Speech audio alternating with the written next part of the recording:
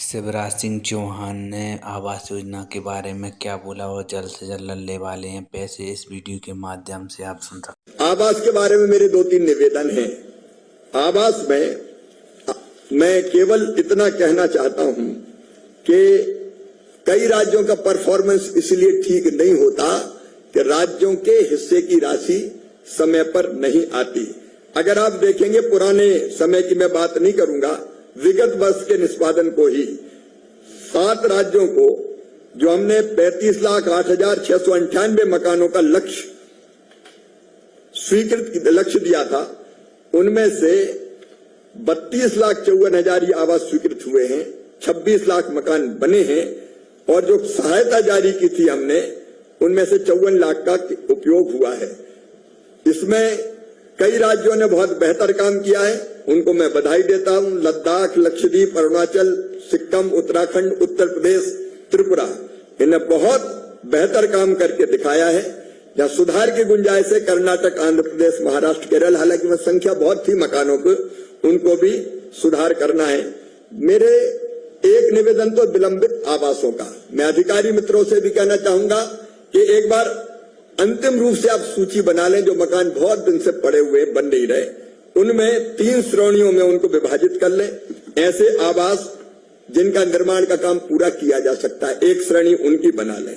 ऐसे आवास जो पूरे तो नहीं हुए लेकिन जो वसूली जिनसे संभव है, उनकी एक सूची बना लें।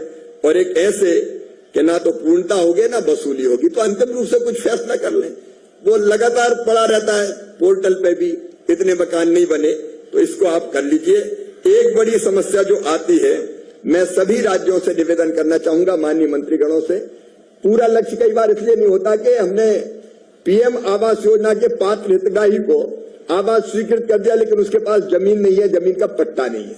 अब जमीन का पट्टा नहीं होने के कारण उसका मकान बनता ही नहीं है फिर, और वो लगातार चढ़ा रहता है। मेरा आप सबसे निवेदन है कि जब इस धरती पर कोई इंसान आया है तो भगवान ने इतना तो अधिकार दिया होगा कि मकान बना के रहने लायक जमीन उसकी अपनी हो। कुछ राज्यों ने बहुत बेहतर प्रयत्न किए हैं जमीन देने में।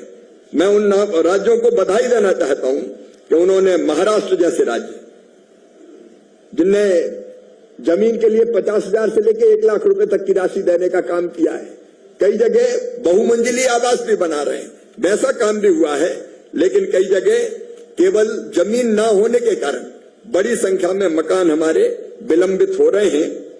मेरा आग्रह है सभी राज्यों से कि ये भूमिहीन जो लाभार्थी है, उनको भूमि आवंटित करने का काम जिस रूप में भी स्थानीय परिस्थिति के हिसाब से सरकारी हो सरकारी दें, पट्टा नहीं मिला तो पट्टा देने का काम करें, और नहीं तो एक जगह क्लस्टर में जहां जगह मिले वहां मकान बनाए। लेकिन इसको जरूर हमको जल्दी कर लेना चाहिए, और नहीं तो ये मकान कभी पूरे बनेंगे नहीं। एक और मेरा निवेदन बहुत महत्वपूर्ण है।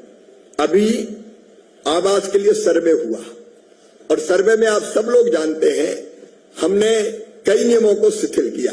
अब हर एक राज्य में लाखों जो हितग्राही है उनके नाम सर्वे में आए। आपको अब उसका फिजिकल वेरिफिकेशन करना है, और फिजिकल वेरिफिकेशन करके पात्र लाभार्थियों की सूची बनानी है। कई राज्यों में बन गई है, कई राज्यों में अभी नहीं बनी है। 10 जुलाई अंतिम सीमा है इसकी। मेरा निवेदन है पोस्ट डिलेशन प्रक्रिया को पूरा कर लें, मतलब जो पात्र है उनकी सूची अलग बन जाए। और एक ध्यान आप सब रखें, क्योंकि मुझे स्वयं ध्यान में आया कि कई बार ग्राम पंचायत में जो कर्मचारी होते हैं, पंचायत सचिव हो, रोजगार सहायक हो, मैं किसी को ब्लेम नहीं कर रहा, या सरपंच के मन में आ गया कि इसका नाम नहीं जुड़ने देना है, तो ऐसे उदाहरण सामने आए हैं। मेरी अपनी कॉन्स्टिट्यूंसी में ही एक गांव मेरे के लोग मेरे पास आए कि हम पात्र हैं, कच्चा मकान है, लेकिन हमारा नाम कट गया। और कटा इसलिए था कि वहां सरपंच महोदय उनको पसंद नहीं करते थे। तो बाद में फिर से मध्य प्रदेश सरकार ने फिजिकल वेरिफिकेशन करवाया तो उन सबके नाम जुड़ गए। तो मेरा निवेदन, क्योंकि एक बार ये सूची बन गई और इसमें पात्र हितग्राही का नाम नहीं आया, तो फिर 10 साल तक फिर कोई उम्मीद नहीं बचेगी उसका नाम आने का, और ये एक तरह से बड़ा अन्याय होगा, महापाप होगा। तो कृपया करके, वैसे तो प्रावधान इस बात का कि ग्राम सभा करें और उसमें सूची अनुमोदित करें, आप ग्राम सभा करवाइए, लेकिन ये एक बार जरूर देख लीजिए कि कोई पात्र हितग्राही रह ना जाए।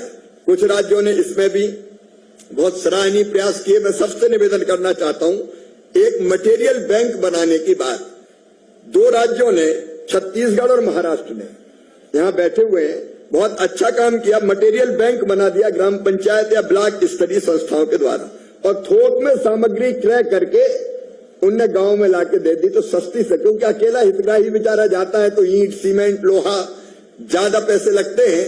अगर आप इसको कर लेंगे तो बड़ी सुविधा हमारे गरीबों को हो जाएगी। और दूसरे वर्टिकल हाउसिंग का भी कई जगह प्रोजेक्ट बने हैं। ये मेरा निवेदन है कि इसको भी आप करवा लें। मैं समझता हूं पश्चिम बंगाल और आसाम दोनों राज्यों से मेरा निवेदन है कि आपको अलग से सर्वे करने का समय दिया है। आसाम में टी गार्डन्स के जो लोग हैं उनके नाम जुड़ जाएं, उसके लिए आपको सर्वे पूरा करना है। और बंगाल तो अभी तक अलग स्थिति में था, तो वहां आवास का सर्वे ही नहीं हुआ, तो आपको भी सर्वे का काम पूरा करना है। ये दोनों राज्य अपना सर्वे का काम पूरा कर लें। पश्चिम बंगाल और तेलंगाना अभी तक SNA स्पर्श में ऑन बोर्ड नहीं हुए, तो ऑन बोर्ड होना आपका आवश्यक है, इसको भी आप पूरा कर लें। राज्यांश की बात मैंने पहले कह दी है, बजटीय प्रावधान की, तो इसको आप पूरा कर लेंगे तो तेजी से हम ये मकान पूरा कर सकेंगे। आप तेजी से मकान के कामों को पूरा करें। मैं आपको आश्वस्त करता हूं कि जहां काम जल्दी पूरा होगा वहां अतिरिक्त आवंटन भी मकानों का हम देने का प्रयास करेंगे।